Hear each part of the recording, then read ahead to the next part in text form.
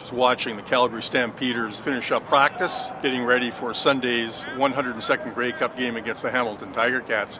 Calgary's 8-point favorites in this game, but I think though there are some advantages for the Tiger Cats. I think there's an advantage in the field goal kicking from Justin Medlock of the Tiger Cats. He's been more accurate this year than Rennie Paradis for the Stampeders. Paradis has in fact struggled with many different holders and snappers this year. But I do think that Medlock is a very confident individual, and he wants to be the kind of guy that decides this game. And it could come down to the field goal kicking, and in that case, I think I would give the edge to Hamilton.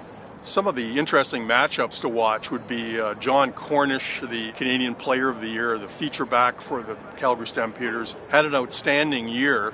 And I think he knows how disappointing it was for the Stampeders in 2012. They had a very disappointing Grey Cup game in Toronto against the Argonauts. And Cornish was saying he wants to use that as motivation.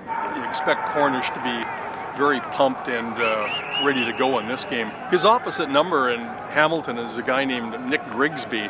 He'll be a key player because he's a very strong running back, and basically he's really strengthened an area that was considered a weakness for the Tiger Cats.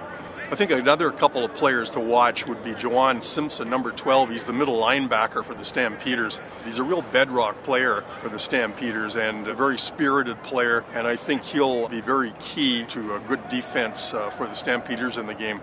As for Hamilton, they have a big defensive tackle. He's a Canadian, Ted Laurent, and I think he provides a great push for the Tiger Cats up front. And I think with the push that Laurent gives them up the middle, there could be a very formidable unit for the Stampeders to try and solve. So when it all gets down to it, I don't think this game is going to be an 8-point game. I think it's going to be closer than that. And if Justin Medlock has his way, it'll come right down to the kick at the very end of the game.